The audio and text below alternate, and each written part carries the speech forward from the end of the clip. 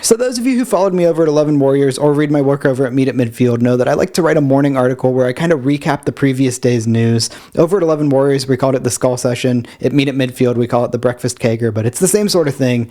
Well, I'm going to try to do it in a video format now, so we're going to see how that goes. First off, we got some transfer portal news. Ohio State added Notre Dame transfer Lorenzo Styles. Obviously, he's the brother of Ohio State safety Sonny Styles, so that's kind of fun. We can have brothers playing on the same team together, but he played wide receiver at Notre Dame. I'm sure you guys remember this play. Shout out to Josh Proctor, and he's going to play cornerback at Ohio State. I honestly don't have super strong takes about this. He's the brother of a current player and a really good athlete, so if they can turn him into an elite corner in the next few years, that's cool. But honestly, the biggest win for me is that it seems to have upset Marcus Freeman enough that he's out here touting Notre Dame academics and lamenting that he's not going to get a Notre Dame degree, so that's how I know it's really a win. The biggest news, though, is that Ohio State landed transfer offensive tackle Josh Simmons out of San Diego State, and listen, if you followed me even a little bit over the past few months, you know how obnoxious I've been in insisting that Ohio State needs to sign a transfer offensive tackle, and they did it.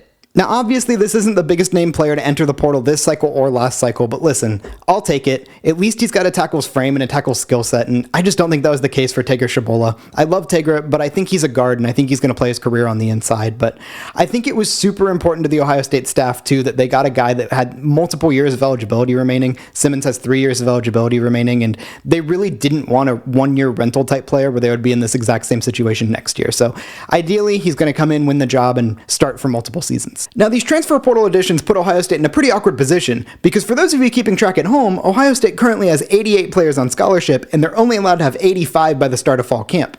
So somebody has to go. Well, 3 somebodies have to go. And what makes things even more interesting is that the deadline for undergraduate players to enter the transfer portal ended last night.